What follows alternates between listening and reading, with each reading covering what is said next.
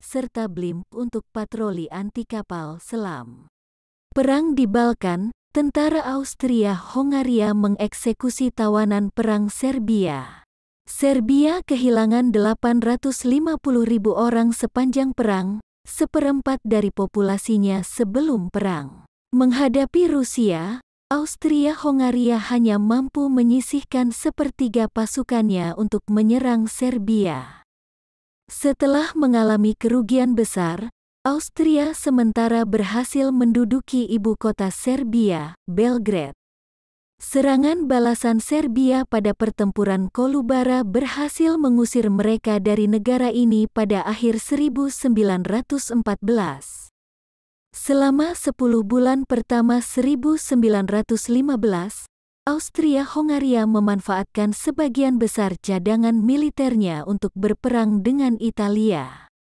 Akan tetapi, diplomat Jerman dan Austria-Hongaria mengusulkan kudeta dengan membujuk Bulgaria agar ikut menyerang Serbia.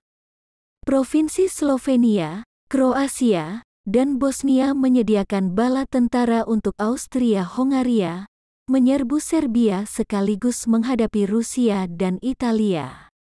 Montenegro berpihak pada Serbia. Serbia dikuasai dalam kurun 1 bulan lebih sedikit, setelah blok sentral, sekarang mencakup Bulgaria, mengirimkan 600.000 tentara. Pasukan Serbia, berperang di 2 front dan menghadapi kekalahan telak, mundur ke Albania Utara, yang sudah mereka duduki sejak awal perang, diragukan, diskusikan. Serbia kalah pada pertempuran Kosovo. Montenegro melindungi mundurnya Serbia ke pantai Adriatik pada pertempuran Mojkovac tanggal 6–7 Januari tahun 1916, namun Austria pada akhirnya menduduki Montenegro. 70.000 tentara Serbia tersisa dievakuasi dengan kapal ke Yunani. Pada akhir 1915, satu pasukan Prancis Britania mendarat di Salonika, Yunani, untuk memberi bantuan dan menekan pemerintah setempat untuk menyatakan perang terhadap blok sentral. Sayang sekali bagi sekutu, Raja Konstantin I yang pro-Jerman membubarkan pemerintahan Eleftherios Venizelos yang pro-sekutu, sebelum pasukan ekspedisi sekutu tiba. Pertentangan antara Raja Yunani dan sekutu terus memuncak dengan terjadinya skisma nasional, yang efektif membelah Yunani menjadi wilayah yang setia pada raja dan pemerintahan sementara Venizelos di Salonika. Setelah negosiasi diplomatik intensif dan konfrontasi bersenjata di Athena antara pasukan sekutu dan royalis, insiden Numfriana, Raja Yunani mundur dan putra keduanya, Alexander, menggantikannya. Venizelos pulang ke Athena tanggal 29 Mei tahun 1917 dan Yunani, setelah bersatu, secara resmi bergabung di pihak sekutu. Seluruh pasukan Yunani dimobilisasi dan mulai berpartisipasi dalam operasi militer melawan blok sentral di front Makedonia. Setelah penaklukan, Serbia dibagi antara Austria-Hongaria dan Bulgaria. Pada tahun 1917, Serbia melancarkan pemberontakan Toplica dan sempat membebaskan wilayah antara pegunungan Kopaonik dan Sungai Morava Selatan. Pemberontakan ini dipadamkan oleh pasukan gabungan Bulgaria dan Austria pada akhir Maret tahun 1917. Front Makedonia pada awalnya cenderung statis. Pasukan Prancis dan Serbia menduduki kembali sedikit wilayah Makedonia dengan menaklukkan Bitola tanggal 19 November tahun 1916 sebagai hasil dari serangan monastir yang membawa kestabilan di front ini. Tentara Serbia dan Prancis akhirnya membuat terobosan, setelah sebagian besar tentara Jerman dan Austria-Hongaria ditarik. Terobosan ini penting dalam mengalahkan Bulgaria dan Austria-Hongaria, yang berujung pada kemenangan akhir PDI. Bulgaria mengalami kekalahan satu-satunya dalam perang pada pertempuran Dobropol, namun beberapa hari kemudian mereka berhasil mengalahkan pasukan Britania dan Yunani pada pertempuran Doiran demi menghindari pendudukan. Setelah Serbia menerobos perbatasan Bulgaria, Bulgaria menyerah pada tanggal 29 September tahun 1918.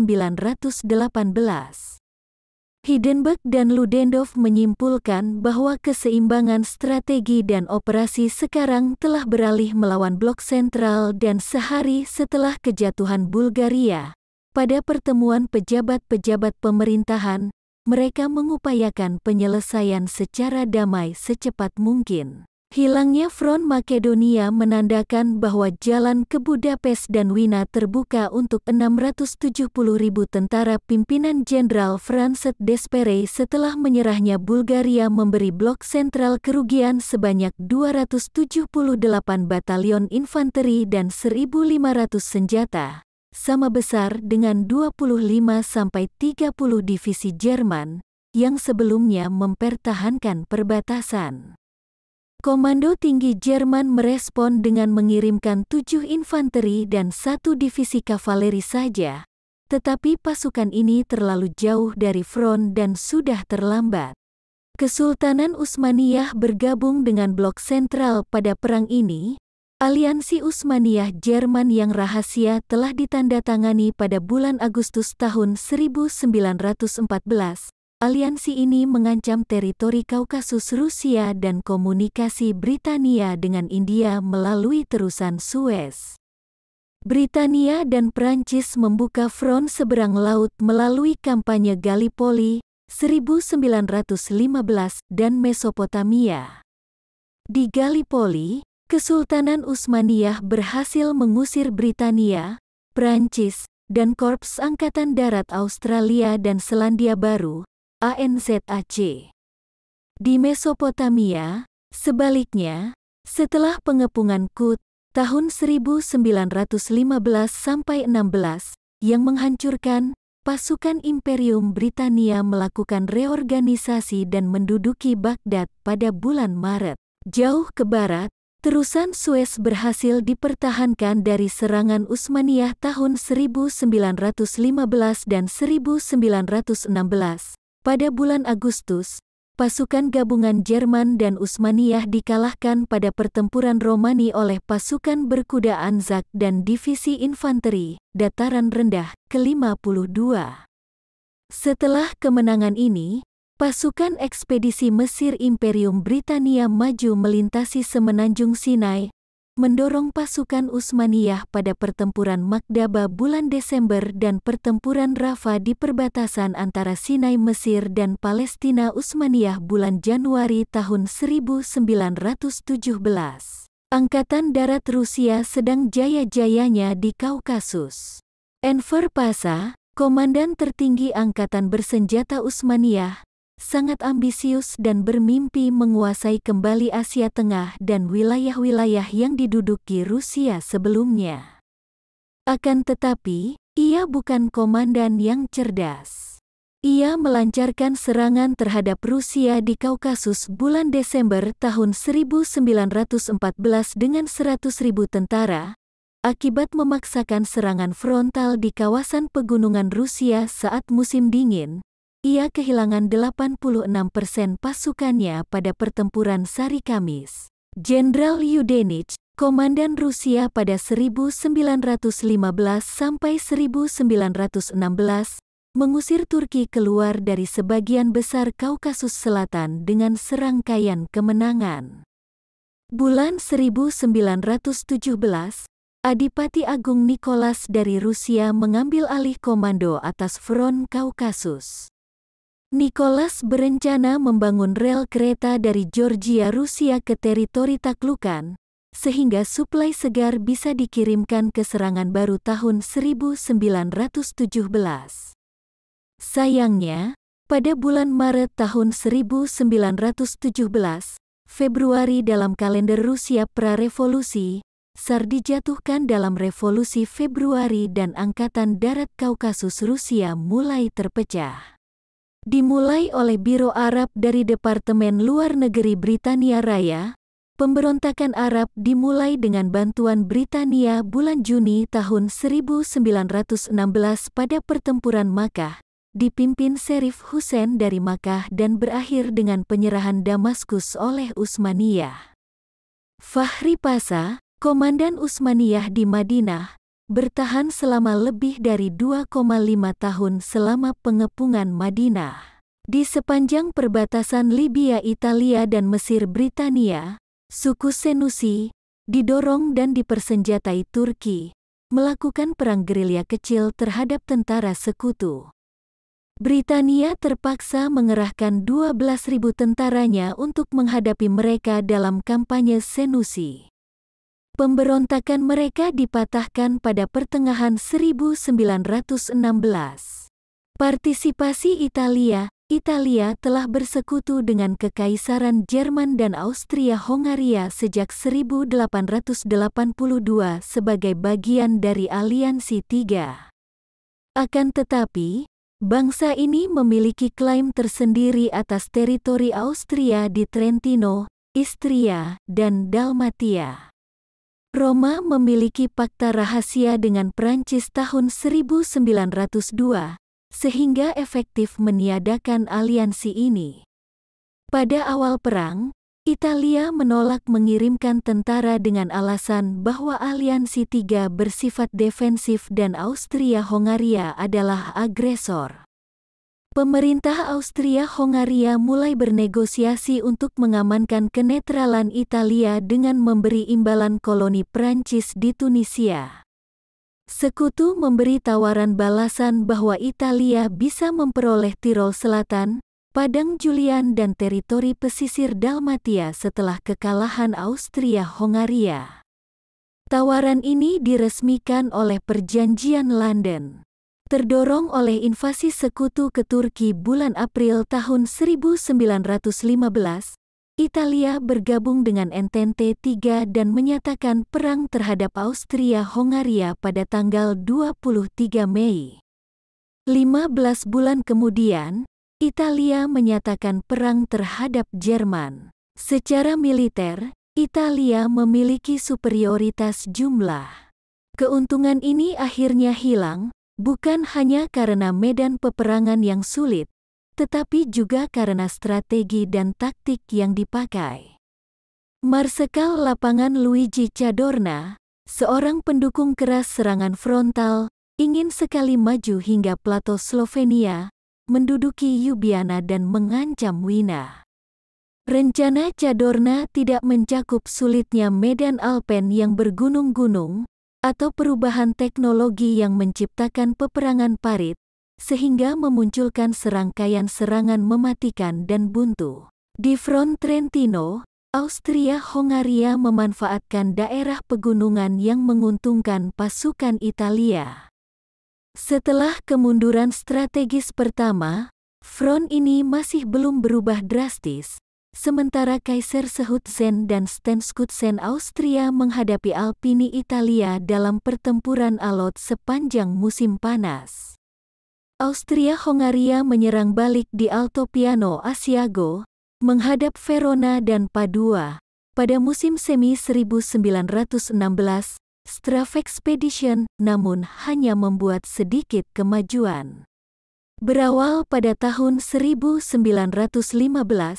Italia di bawah pimpinan Cadorna mengadakan 11 serangan di front Isonzo di sepanjang sungai Isonzo, timur Laut Trieste.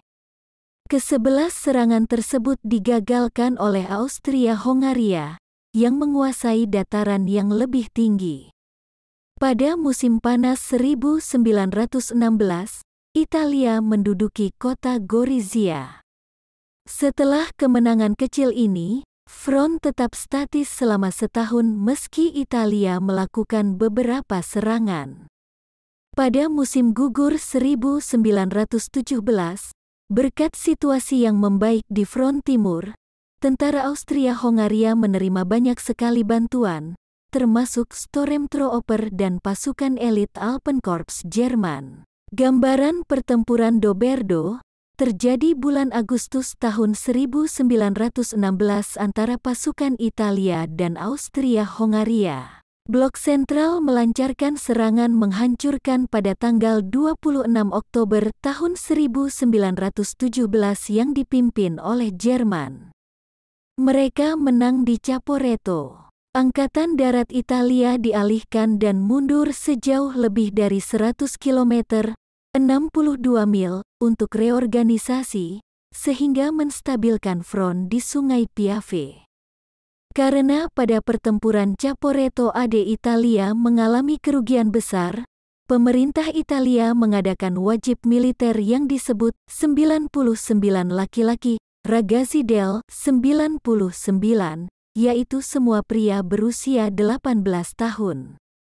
Pada tahun 1918, Austria-Hongaria gagal menerobos pertahanan Italia dalam serangkaian pertempuran di Sungai Piave, dan akhirnya dikalahkan pada pertempuran Vittorio Veneto bulan Oktober tahun itu. Tanggal 5–6 November tahun 1918, pasukan Italia dilaporkan telah mencapai Lissa, Lagosta, Sebenico, dan permukiman lain di pesisir Dalmatia.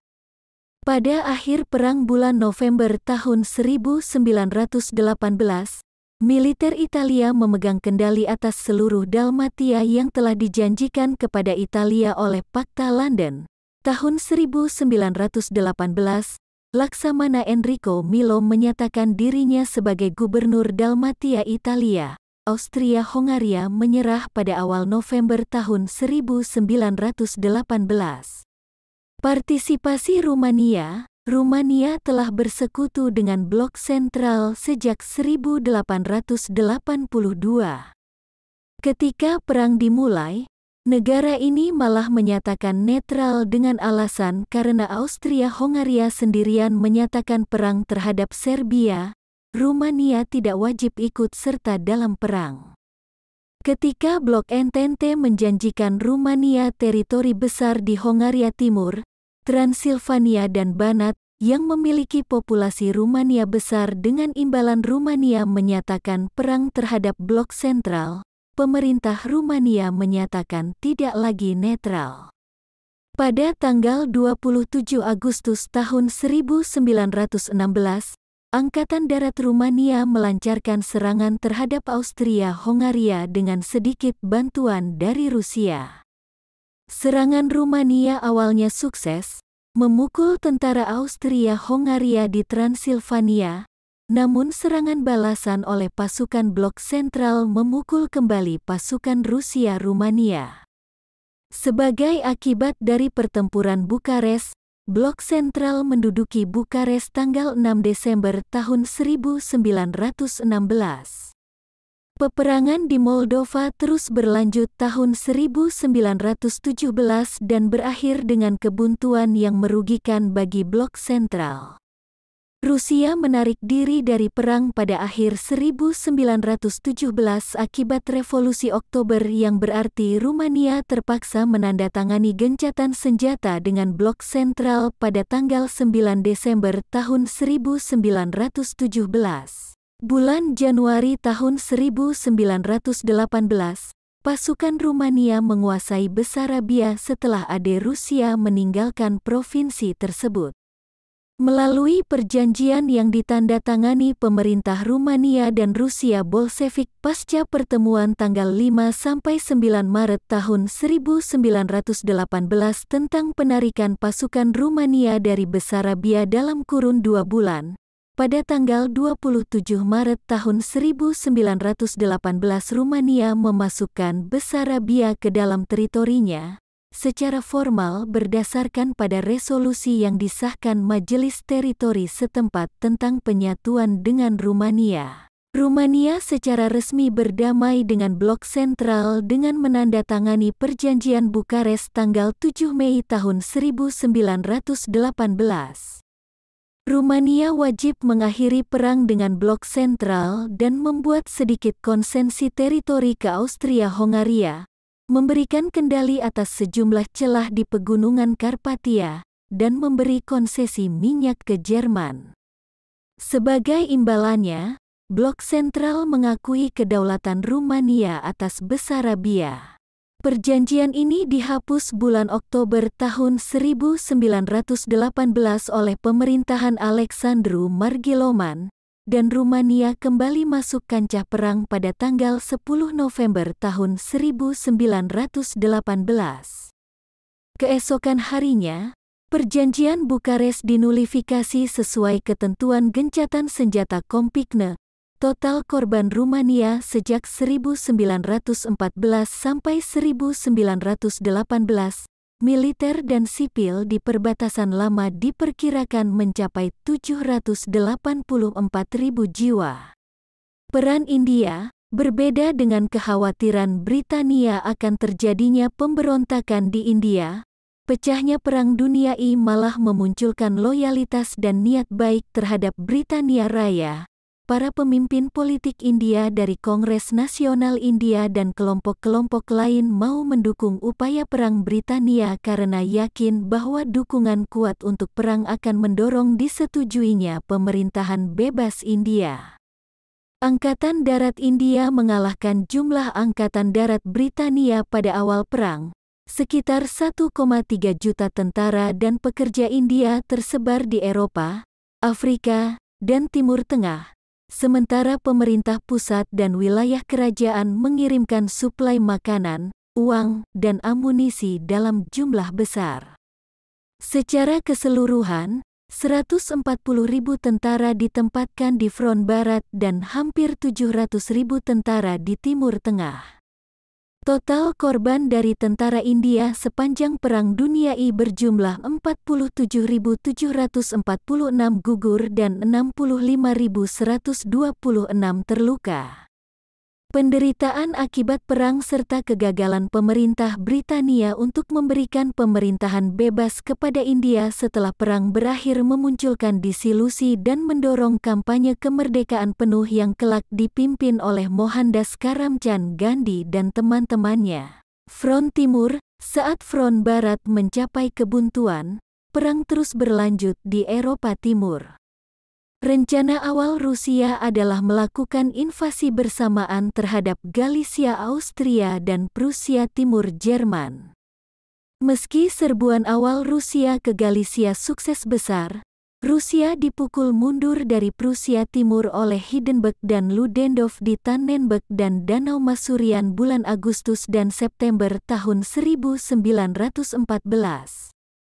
Basis industri Rusia yang kurang maju dan kepemimpinan militernya yang tidak efektif juga memainkan peran dalam peristiwa selanjutnya. Pada musim semi 1915, Rusia mundur ke Galicia, dan pada bulan Mei, Blok Sentral melakukan terobosan luar biasa di front selatan Polandia.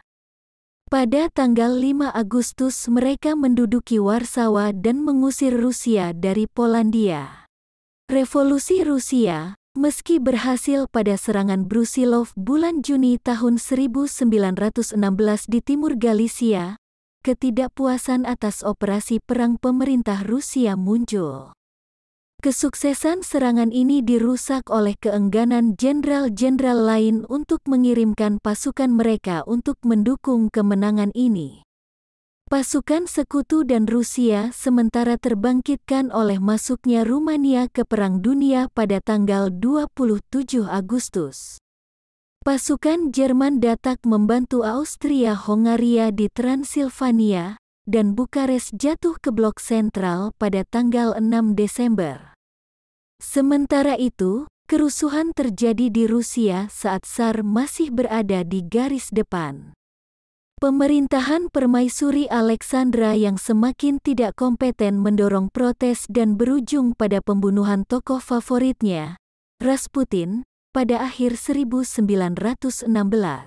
Bulan Maret tahun 1917, demonstrasi di Petrograd memuncak dengan pengunduran diri Tsar Nicholas II dan penyusunan pemerintah darurat lemah yang berbagi kekuasaan dengan sosialis Petrograd Soviet.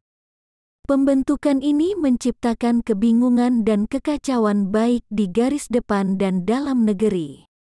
Angkatan darat pun semakin tidak efektif. Ketidakpuasan dan kelemahan pemerintah darurat membuat Partai Bolshevik pimpinan Vladimir Lenin semakin populer, yang meminta penghentian perang secepat mungkin. Pemberontakan bersenjata Bolshevik bulan November yang sukses diikuti dengan gencatan senjata dan negosiasi dengan Jerman pada bulan Desember. Awalnya, Bolshevik menolak permintaan Jerman, namun ketika tentara Jerman mulai bergerak melintasi Ukraina tanpa perlawanan, pemerintahan baru ini membuat perjanjian Brest-Litovsk tanggal 3 Maret tahun 1918. Perjanjian ini menyerahkan banyak sekali teritori, termasuk Finlandia, provinsi-provinsi Baltik, sebagian Polandia dan Ukraina ke blok sentral.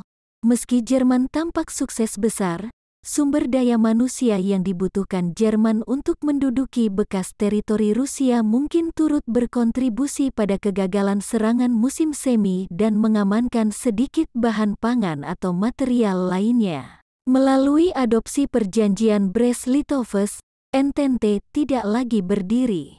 Pasukan sekutu memimpin invasi kecil ke Rusia, pertama untuk menghentikan Jerman mengeksploitasi sumber daya alam Rusia, dan kedua untuk mendukung kaum putih lawan dari kaum merah pada Perang Saudara Rusia.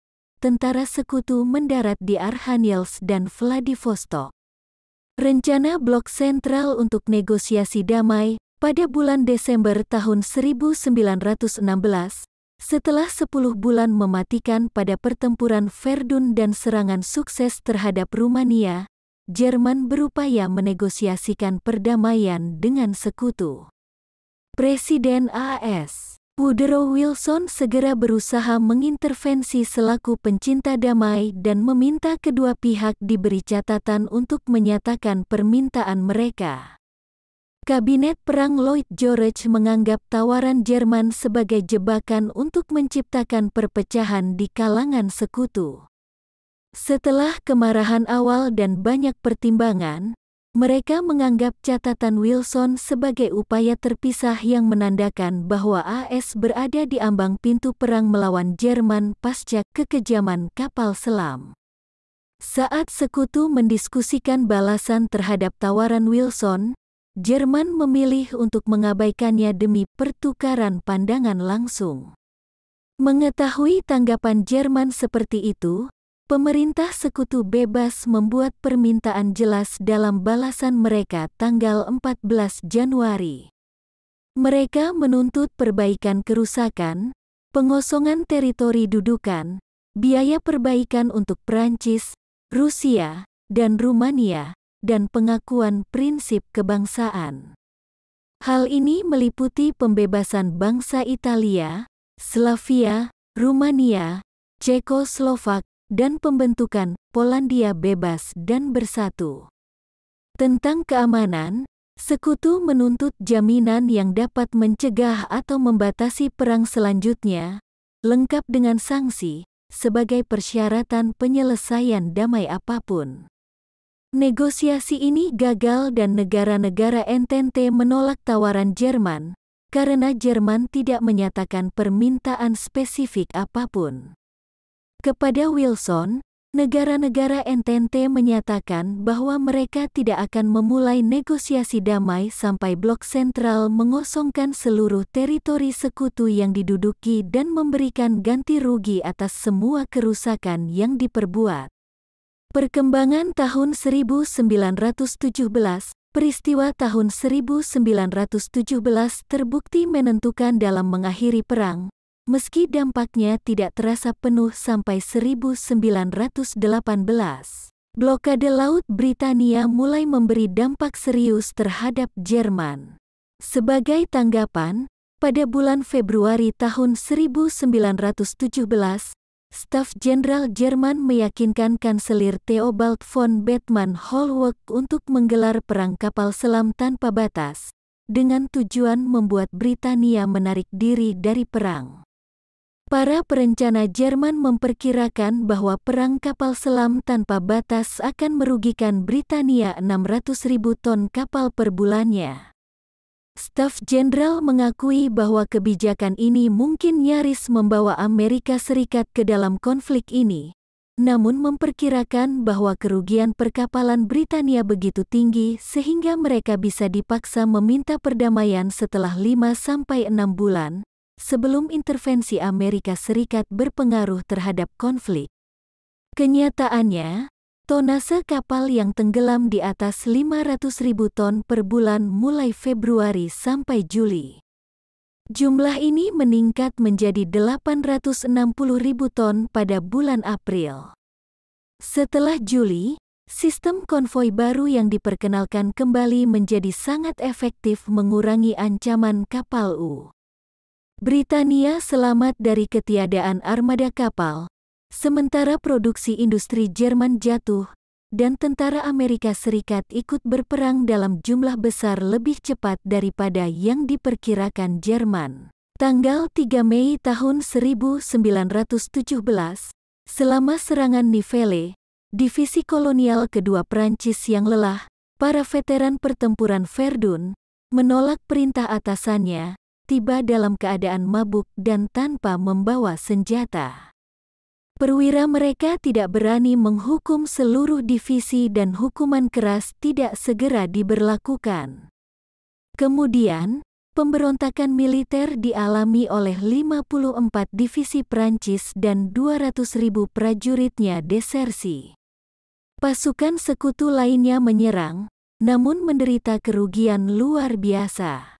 Akan tetapi, seruan patriotisme dan tugas, serta penahanan dan pengadilan massal, membuat para prajurit kembali mempertahankan parit, meski tentara Prancis menolak berpartisipasi dalam operasi serangan selanjutnya. Robert Nivelle dicopot dari jabatannya pada tanggal 15 Mei digantikan oleh Jenderal Philippe Pétain, yang menunda sejumlah serangan mematikan berskala besar. Kemenangan Austria-Hongaria dan Jerman pada pertempuran Caporetto mendorong sekutu di konferensi Rapallo membentuk Dewan Perang Agung untuk mengoordinasikan perencanaan. Sebelumnya, pasukan Britania dan Prancis beroperasi di bawah komando yang berbeda. Bulan Desember, Blok Sentral menandatangani gencatan senjata dengan Rusia. Perjanjian ini membebaskan sejumlah besar tentara Jerman agar bisa dipakai di barat. Dengan bantuan Jerman dan tentara Amerika Serikat baru masuk, hasil perang akan ditentukan di front barat. Blok Sentral tahu bahwa mereka tidak mampu memenangkan perang yang berlarut-larut, tetapi mereka memiliki harapan besar untuk berhasil berdasarkan serangan cepat terakhir. Selain itu, para pemimpin Blok Sentral dan Sekutu semakin khawatir terhadap kerusuhan sosial dan revolusi di Eropa. Karena itu, kedua sisi berusaha meraih kemenangan menentukan dengan cepat. Konflik Kesultanan Utsmaniyah 1917, bulan Maret dan April tahun 1917, pada pertempuran Gaza pertama dan kedua, pasukan Jerman dan Utsmaniyah menghentikan laju pasukan ekspedisi Mesir yang telah dimulai bulan Agustus tahun 1916 di Romani. Pada akhir Oktober, kampanye Sinai dan Palestina dilanjutkan setelah Korps XX, Korps 21, dan Korps Berkuda Gurun Jenderal Edmund Allenby memenangkan pertempuran Beersheba. Dua pasukan Utsmaniyah dikalahkan beberapa minggu kemudian pada pertempuran Yerusalem. Pada saat itu, Friedrich Freiherr Kress von Kressenstein diberhentikan dari jabatannya sebagai Komandan Angkatan Darat ke-8 dan digantikan oleh Jefat Pasha, dan beberapa bulan kemudian Komandan Angkatan Darat Utsmaniyah di Palestina, Erich von Falkenhayn, digantikan oleh Otto Liman von Sanders. Keterlibatan Amerika Serikat saat pecah perang, Amerika Serikat mengambil kebijakan non-intervensi, yaitu menghindari konflik tetapi mencoba menciptakan perdamaian. ketika sebuah kapal Jerman menenggelamkan kapal pesiar Britania RMS Lusitania tanggal 7 Mei tahun 1915 yang juga menewaskan 128 warga negara Amerika Serikat, Presiden Woodrow Wilson menegaskan bahwa Amerika Serikat terlalu bangga untuk berperang, tetapi menuntut berakhirnya serangan terhadap kapal penumpang. Jerman patuh. Wilson gagal mencoba memediasi penyelesaian. Akan tetapi, ia juga berkali-kali memperingatkan bahwa AS tidak akan menoleransi perang kapal selam tanpa batas karena melanggar hukum internasional. Mantan Presiden Theodore Roosevelt menyebut aksi Jerman sebagai pembajakan.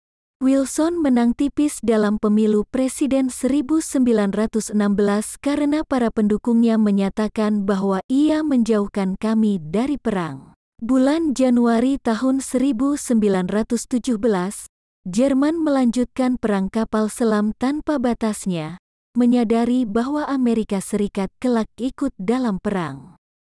Menteri Luar Negeri Jerman, dalam telegram Zimmermann, mengundang Meksiko bergabung sebagai sekutu Jerman melawan Amerika Serikat. Sebagai imbalannya, Jerman akan mendanai perang Meksiko dan membantu mereka mencaplok kembali teritori Texas, New Mexico, dan Arizona. Wilson merilis telegram Zimmermann ke publik, dan warga AS memandangnya sebagai casus belli, penyebab perang. Wilson meminta elemen-elemen anti-perang untuk mengakhiri semua perang dengan memenangkan yang satu ini dan menghapus militerisme dari dunia. Ia berpendapat bahwa perang begitu penting sehingga AS harus punya suara dalam konferensi perdamaian. Setelah penenggelaman 7 kapal dagang AS oleh kapal selam Jerman dan penerbitan telegram Zimmermann, Wilson menyatakan perang terhadap Jerman, yang dinyatakan pada tanggal 6 April tahun 1917 oleh Kongres AS. Partisipasi aktif AS pertama, Amerika Serikat secara formal tidak pernah menjadi anggota sekutu, tetapi menjadi kekuatan terkait yang diberi nama sendiri. Amerika Serikat memiliki pasukan kecil, namun setelah pengesahan UU Dinas Selektif, pemerintah mewajibkan militer untuk 2,8 juta pria, dan pada musim panas 1918 Amerika Serikat mengirim 10.000 tentara baru ke Prancis setiap hari. Pada tahun 1917, Kongres AS memberikan kewarganegaraan AS kepada warga Puerto Rico saat mereka mendaftar untuk ikut serta dalam Perang Dunia I sebagai bagian dari UU Jones. Jerman telah salah perkiraan, percaya bahwa dibutuhkan beberapa bulan sebelum tentara Amerika Serikat datang sehingga kedatangannya bisa dihentikan kapal U. Angkatan Laut Amerika Serikat mengirimkan gugus kapal perang ke Scapa Flow untuk bergabung dengan armada besar Britania, kapal penghancur ke Queenstown, Irlandia, dan kapal selam untuk membantu melindungi konvoi. Beberapa resimen marinir AS juga dikerahkan ke Prancis.